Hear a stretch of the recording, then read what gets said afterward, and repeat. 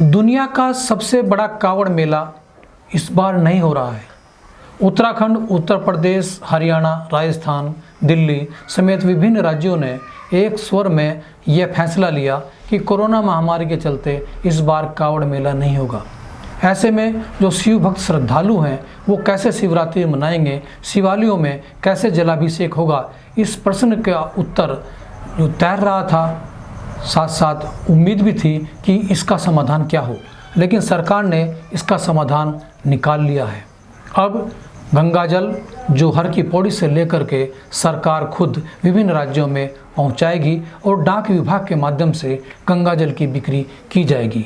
ये ऐसा पहली बार हो रहा है और ये अटपटा भी लग रहा है, लेकिन ये सच है। आज हमारे साथ डाक विभाग के वरिष्ठ अधिकारी अरविंद शर्मा जी हैं। आज हम उनसे जानेंगे कि डाक विभाग का जो रोल है वो कई मायनों में एक महत्वपूर्ण है। पहले डाक विभाग की जो चर्चा थी केवल चिट्ठी को लेकर होती थी, पत्र बांटने को लेकर होती थी, लेकिन आज डाक विभाग मल्टीपर्पज़ हो गया है। अब डाक विभाग में गंगा जल मिलेगा। तो अरविंद शर्मा जी, आपका डिवाइन मिशन चैनल में बहुत बहुत स्वागत है। और मैं पूछना चाहूँगा कि पहली बार ऐसा हो रहा है कि कावड़ मेला नहीं हो रहा है। दुनिया का सबसे बड़ा मेला है कावड़ मेला। तो ऐसे में गंगा जल की जिम्मेदारी डाक विभाग पर दी गई है कि डाक विभाग अपने यहाँ गंगा जल की बिक्री करेगा और शिव भक्त कावड़िए हर की पौड़ी हरिद्वार ना करके डाक विभाग में आएंगे, डाकघर में आएंगे और गंगा जल खरीद कर ले जाएंगे और तब शिव का जल अभिषेक होगा। आप क्या मानते हैं? आपने बहुत सुंदर सवाल उठाया है। सर्वप्रथम मैं आपको और आपके चैनल के तमाम श्रोताओं को, मिरर दर्पण चैनल के तमाम श्रोताओं को नमन करता हूँ कि आपके माध्यम से इतनी अच्छी बातों का प्रचार प्रसार होगा।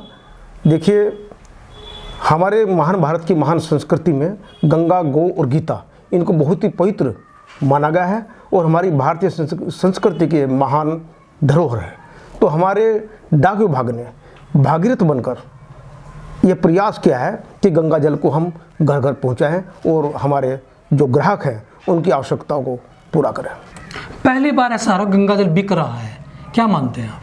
नहीं, इसको आप बिकने नहीं, आप इसको सेवा में लीजिएगा। हमारा डाक विभाग सेवा कर रहा है जी। आप इसको बिजनेस मत दीजिएगा। देखिए, कोरोना काल चल रहा है जी। कोरोना काल में जा नहीं सकते जी। लॉकडाउन चल रहा है, तो ऐसे में डाक विभाग सेवा, ये आप डाक सेवा समझिए इसको, डाक विभाग नहीं, डाक सेवा। सेवा को डाक सेवा का चार्ज आप ले रहे हैं, गंगा जल बेचने रहे हैं, गंगा जल को वहां पर पहुंचाने का जो चार्ज है वो ले रहे हैं। तो हमारे विभाग का है कि गंगा जल पहुंचाना इन सर्विस आवर बिजनेस, आप ये मानकर चलिएगा। तो क्या आप मानते हैं कि हम पहले से बेहतर तरीके से शिवरात्रि मना सकेंगे? बिल्कुल, बहुत अच्छे तरीके से मना सकेंगे। देखिए, हमारे विभाग ने ऋषिकेश और गंगोत्री से गंगा जल की व्यवस्था की है। ये आपकी चॉइस है कि आप गंगोत्री वाला लेते हैं या ऋषिकेश वाला लेते हैं। और 200 ml और 500 ml का पैक है जिनकी बहुत ही न्यूनतम कीमत रखी गई है। तो उसको आप कोई भी श्रद्धालु ले सकता है। तो इससे उसका खर्च बचता है कि वो गंगोत्री जाएगा, ऋषिकेश जाएगा और उसकी मेहनत बचती है और बड़े ही न्यूनतम दर पर हम ले सकते नहीं, लेकिन हर की पौड़ी मात्र 20 रुपये हर की पौड़ी का तो महत्व है। हर की पौड़ी से गंगा जल क्यों नहीं लिया गया? नहीं, ये तो आपके तो देखिए, मन चंगा तो कठौती गंगा। तो जब आप अपना मन चंगा रखेंगे तो आपकी कठौती गंगा तो निश्चित रूप से बहुत बड़ा एक कदम है। मैं तो इस बात के लिए धन्यवाद ज्ञापित करना चाहूँगा सरकारों को कि जिन्होंने बहुत अच्छा निर्णय लिया है कि जो लोग हरिद्वार नहीं जा सकते, जो लोग ऋषिकेश नहीं जा सकते, जो लोग गंगोत्री नहीं जा सकते, उनको घर बैठे ही गंगा जल उपलब्ध होगा और वह भगवान शिव का जलाभिषेक कर सकेंगे और शिवरात्रि बड़े आस्था और श्रद्धा के साथ बन सकेगी। अच्छा, मैं पूछना चाहता हूँ, आप चूंकि डाक विभाग में वरिष्ठ अधिकारी हैं, तो एक समय था जब डाक विभाग की जो पहचान थी वो पत्र हुआ करता था, चिट्ठी हुआ करती थी। जैसे ही हम इंतजार करते थे कि डाकिया आएगा, और डाकिया दो ही खबर लाता, खुशी की और गम की, यानी शादी की चिट्ठी या फिर किसी के डेथ की। टेलीग्राम आए तो लोग डर जाते थे। तो आज जमाना बदल रहा है, आज मल्टीपर्पज हो गया डाक विभाग। आप किस रूप में देखते हैं? देखिए, हमारा डाक विभाग इससे इतनी तरक्की की है कि कभी आपने सुना होगा प्राचीन काल में कबूतर से डाक जाती थी जी। कबूतर से कंप्यूटर तक हमने तरक्की की है जी। और हम अपने देशवासियों की पूरी सेवा कर रहे हैं जी। तो इस समय तो डिजिटल सेवाएं हमारे यहाँ बहुत कुछ आ चुकी हैं और आप देखेंगे स्पीड पोस्ट वो सेवा बढ़ी है, पार्सल सेवा बढ़ी है। और इसके अलावा देखिएगा हर व्यक्ति जागरूक हो चुका है।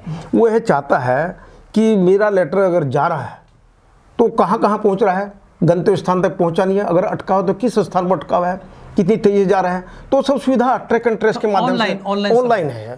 तो बहुत अच्छी सेवा है। जी जी। अच्छा, जैसे कि हम देखते हैं कि अभी भी कोरियर सर्विसेज बहुत ज़्यादा जी। हैं और जो बहुत सारी बिक्री जो ऑनलाइन हो रही है, तो अमेजोन एटसेट्रा बहुत सारी कंपनियां हैं जो घर सामान बेच रही हैं, घर बेच रही हैं। तो डाक विभाग फिर भी इतने कंपटीशन के दौर में किस तरह से अपने आप को टिका पा रहा है, किस तरह से अपने आप को सेफ रख पा रहा है? कंपटीशन जरूर है, लेकिन हमारी इतनी बेहतर सेवाएं हैं कि लोग उधर प्रयास करते हैं, लेकिन जब देखते हैं उधर खामियां हैं तो हमारे यहीं उनको आना पड़ता है, क्योंकि हम बेहतर सेवा देते हैं और कम दर पर, मामूली खर्च पर हम डाक सेवा दे रहे हैं। अच्छा, एक बात और कहना चाहूंगा कि जो डाक विभाग के प्रति विश्वास है लोगों का, वो अकट्ट है। जैसे हम ये कहते हैं ये कोर्ट का ऑर्डर है, कोर्ट के प्रति विश्वास है, बिल्कुल। कोर्ट ने जो कह दिया वो निष्पक्ष न्याय का जो जजमेंट है वो मानते हैं, सभी मानते हैं। इसी तरह से डाक विभाग के प्रति विश्वास इस कदर है कि आपने जो आपके डाकघर की जो डाक पेटी होती है उसमें यदि आपने डाक डाल दी, आपने पोस्ट कार्ड डाल दिया, लिफाफा डाल दिया, इट मींस कि वो गंतव्य पर चला जाएगा, निश्चित रूप से ये विश्वास है। तो इस विश्वास पर डाक विभाग खरा उतर रहा है। बिल्कुल खरा उतर। देखिए, हमारा जो ग्रामीण डाक सेवक होता है, ग्रामीण डाक पोस्ट मास्टर होता है, गांव में सेवा करते हैं और गांव के हर व्यक्ति को जानते हैं, तो एक तरह से वो जुड़े रहते हैं। जो भी जितने भी गांववासी हैं तो उनके दिलों में बसे रहते हैं, सेवा भाव से काम करते हैं। तो हमारी अप्रोच वहाँ तक है, इसलिए हम सफल है।